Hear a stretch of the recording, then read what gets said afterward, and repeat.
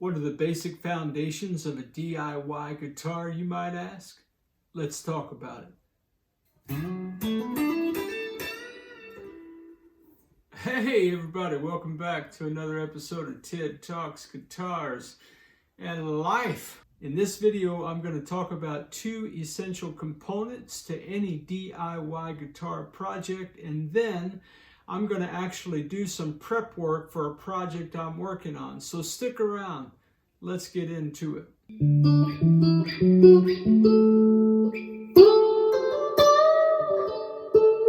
There are essentially two key components to any DIY guitar project. They're probably not the components you're thinking about.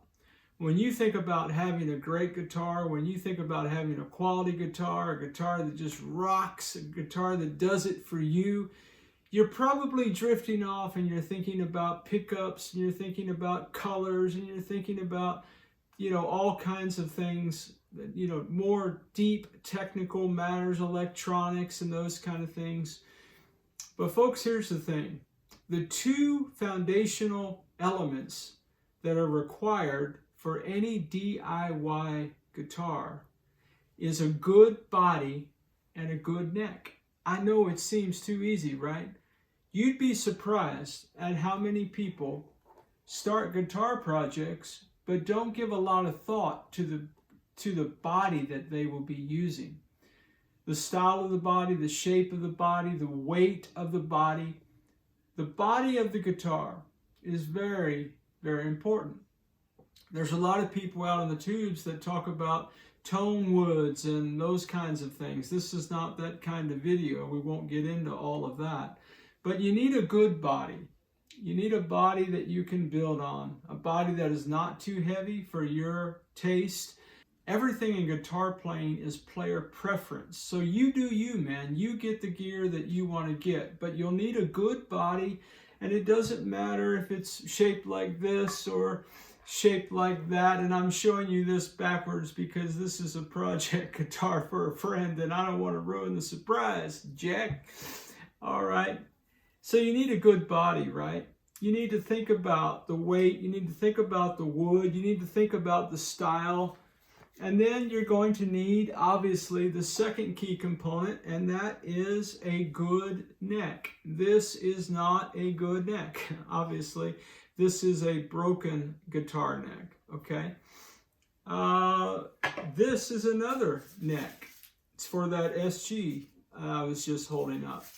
It's something that it was broken. I'm repairing it. Got some videos in the playlist below if you want to see my journey with that deal. But when it comes to a guitar neck, there are several things that you want to factor into the equation. You want to be thinking about the kind of neck that you want. Do you want a maple neck? Do you prefer a rosewood fingerboard? Okay, now those are cosmetic things, but there are also things that when the guitar does get built one day, the way it looks will impact whether or not you want to play the guitar. So you want a guitar that looks cool to you, okay? There are technical reasons why some people say maple fret fingerboard is better than a rosewood fingerboard, and you can scour the tubes and find all kind of vids about those discussions. But when it comes to a neck, okay, you want a neck that feels good in your hand. So if you're building a DIY guitar and you're buying parts online, then use a retailer that will let you return things that you don't like. So you want a neck that feels good to you. Some people like a big old baseball bat, chunky neck. Some people like a very minuscule, thin neck. Some like a C shape, some like a D shape, etc., etc. The number of frets are important, whether the frets are stainless steel or whether they're nickel or some other material, whether the guitar neck comes with a bone nut, if you know what that is. If you don't yet, don't worry about it. And the tuners and the string guides. All of these things matter, but nothing matters if you don't have a good body and a good neck. And that body and that neck need to go well together, need to fit well. The neck needs to sit in the pocket. This is not a how-to build necessarily a guitar, although I am going to walk through installing these tuners and these string guides because that might be helpful for somebody out there. And I will talk through the components of this particular guitar that I've recently put together based on good bones, a good body and a good neck. With a good body and a good neck, you're on your way to a great guitar. Hey, if you like this kind of content, why don't you like the video, subscribe to the channel, come on back some more and hang out with us at Ted Talks Guitars and Life. And now, let's tackle this neck. This is a Tease ST1 neck, clearly. And yeah, I'm not quite sure the origin story behind this, why it's not on the guitar or what have you, but I do know at one time it lived on a guitar. It's got a few little bumpies here, you know. That's the technical term, bumpies. And yeah, so I am going to get this guitar ready to be built by addressing the Tease ST1 neck. So first thing I'm going to do is make sure that my fingerboard, my fretboard, my neck is straight. I'm going to check the frets, make sure I don't have any issues with frets. Obviously they're rounded stainless steel frets, so there's no sharp edges, there's no weirdness really going on. It does have that kind of thing where some of them are longer and some are shorter, and it's kind of like this wavy ride, but it doesn't affect play. It's cosmetically, if you look at it as hard as I'm looking at it, you might be able to see it, but yeah. So anyway, I'm going to make sure my frets are good to go, and if they are, we are going to begin to ready the guitar neck in two different ways. So I got some Fender style string guides that I will be putting on this guitar neck. And if you've been around the channel, you've seen these before. It's the kind that it has the two rollers where the strings go under, and it has the little anchor spout on it. And so with these, you can either cut that off or drill a secondary hole and sink that in. And so I'm not quite sure what I'm going to be doing just yet. So I needed tuners, and I would usually get Music Lily, I would usually get Guyker, but you know, it's the Christmas season here in the States, and so Amazon shipping, the holiday shipping and all that isn't, they're not quite as fast as they usually are. So I took a risk by ordering a brand that I've never used. So these are the SAPHUE, SAPHUE, something. Made in China, locking guitar machine heads. I don't know anything about them. They were reasonably priced. It's weird. So I opened this package, and this package was inside of it. Each of the tuners are individually wrapped. I've never seen anything like that. So I'm going to take a chance on these tuners. I've never heard of them before. Again, SAPHUE. That's all I know about them, and that they're made in China. Individually wrapped though, it's pretty cool. So anyway, I'm going to be unpacking these tuners and checking them out.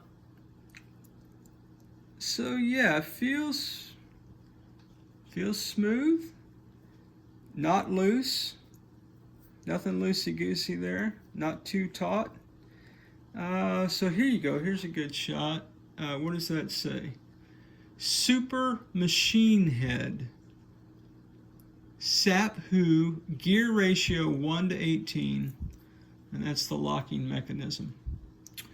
So yeah. And the other thing is that I knew on the Tease neck that it was designed, it was drilled, you know, in this configuration, so I needed those kind of tuners. That was another thing that, so I know I needed the ones that have the hole line up here because, well, you know, I could have filled in the holes and re-drilled and all that, but I wasn't feeling that. So, yeah, so I went with these. And like I said in previous videos, I don't need a sticker to remind me that my guitar neck was made in China or that it passed QC, although I'm relieved that it passed QC, and I ain't mad at nobody for making the guitar neck in China or having it manufactured in China, you know. So I just don't, point is, I just don't want stickers on my guitar. So yeah, all right, well, let's get into this. Okay, so we are going to use Amavoler, A-M-A-V-O-L-E-R. Found these on Amazon. I don't remember the exact cost. I can't imagine they were more than 10 bucks for 4 rolling string guides. And what I'm going to do this time around, just for fun, is I'm going to go ahead and use the anchor pin, which means I'm going to need to drill a hole. So I'll just show you how I would go about doing that. So where does the anchor hole go, right? Well, what I'm going to do is I'm going to attempt to screw this hole, put this screw in this hole right here, line it up,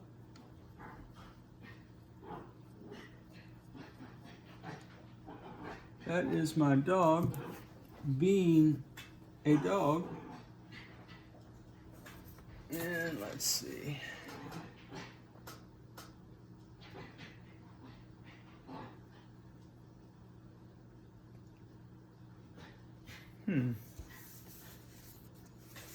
So what I'm going to do is I'm just going to press down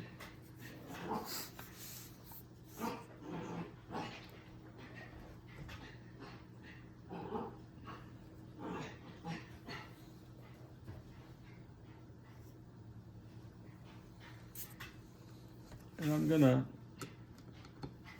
release the screw, and that gives me a little mark where I need to drill. So I need to get a drill. Now, as these screws are really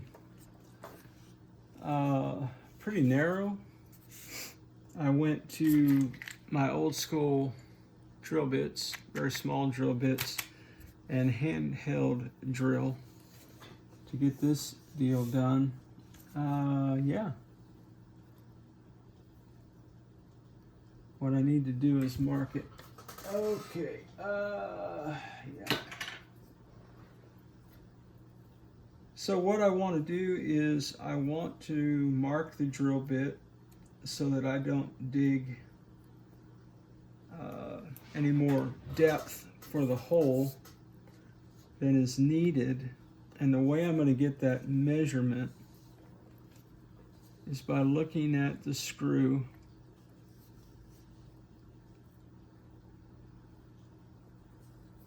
Okay, with the screw in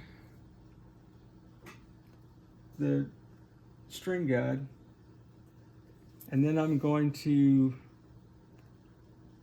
eyeball this to get my depth. Okay, so you don't want the depth of it to be longer.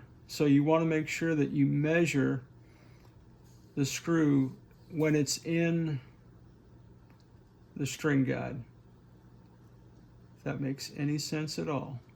Okay, and then I'm going to put some tape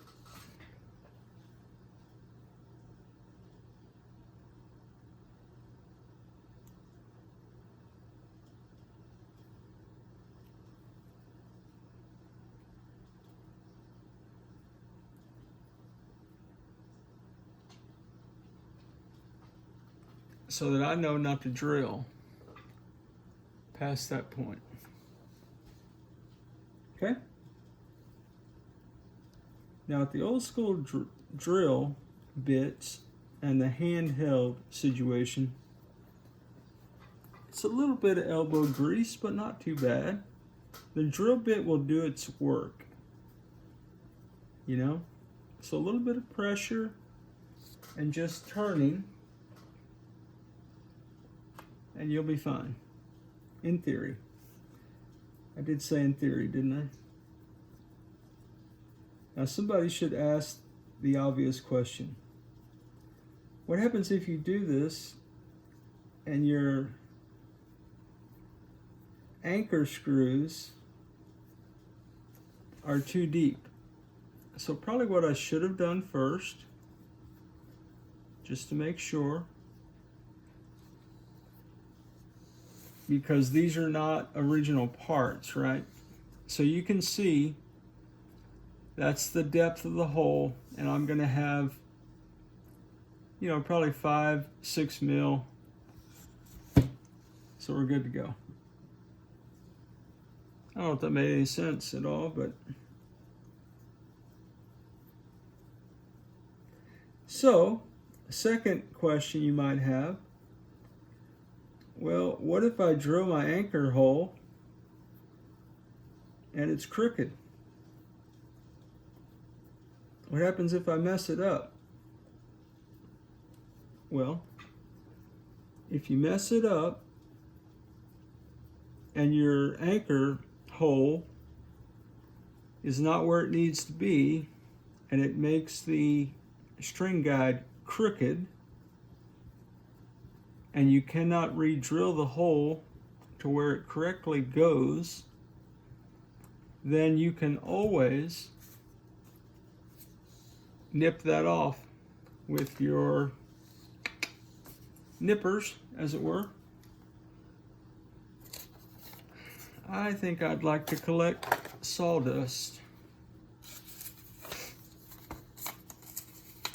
In a recent video, I was doing a divot on a rosewood fretboard, and I mentioned that I have a little bag of sawdust, and this is where I get sawdust from. And you know, you might not think that's a lot, but if you have to re-drill holes, and I'll collect this with my razor blade and scoop it over there in a bit. Okay? All right. So now I'm just going to drill this second hole by hand.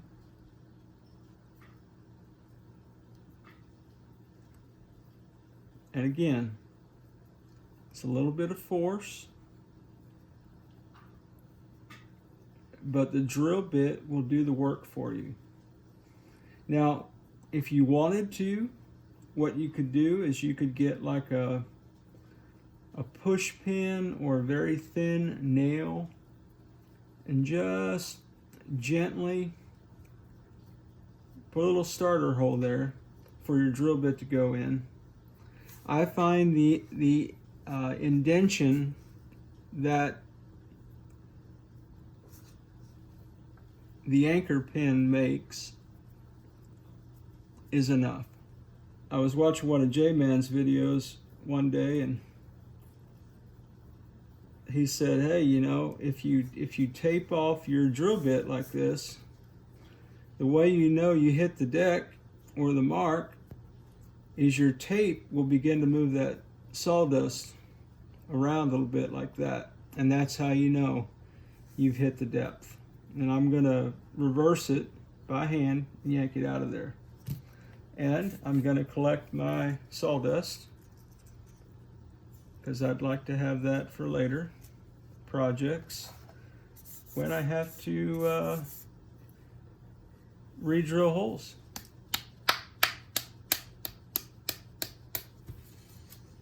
Now, if I could put my finger on my razor blade, I would use it, but since I can't, just create a little kind of dustpan situation. And I'm gonna attempt to collect this. And if I don't get absolutely all of it, no harm, no foul. And I don't use the sticky side because then the sawdust sticks to it. I'm a genius. So I just wasted some doing that, but hey. If you hang out on the channel, you're used to seeing me do boneheaded things. Hey, if it's your first time, welcome, man. If you like the video, subscribe to the channel. Come back anytime and hang out with us, man. We're having a cool time talking guitars and life. Okay, so now, in theory, when I screw this on here,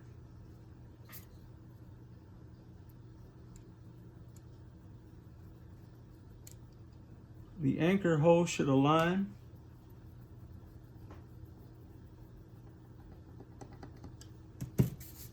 There you go.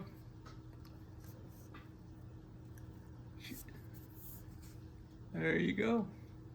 Okay. I'll go ahead and throw this other one on here while we're hanging out, talking guitars and life. Man, I pray whatever you're doing today, man, your day is filled with love and joy and peace, man. All the things you dig, all the people you love, man. I hope it's a great day for you. Thanks for taking a little bit of time and hanging out with us here.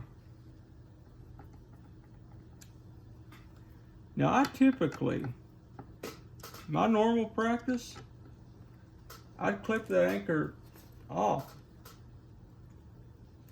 But when you do that, when you turn the screw, sometimes the string guide will turn and it'll be all crooked. And so most of mine are crooked for that reason, but those are pretty straight. Where's my apparatus? Here it is. So yeah, I'm just gonna throw these tuners in here. All right. Yeah, man. I think it's kind of cool. Got a nice kind of look to it. Kind of this little brassy gold color. I think there's plastic over that. I'm gonna leave it on there. I don't care if that's on there or not.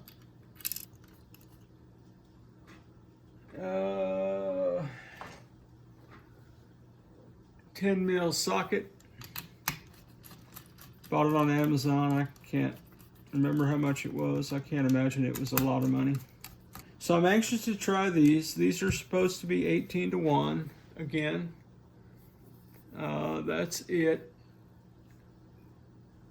SAPHUE 1-to-18 super machine head. So we'll find out about all that, won't we, Jack?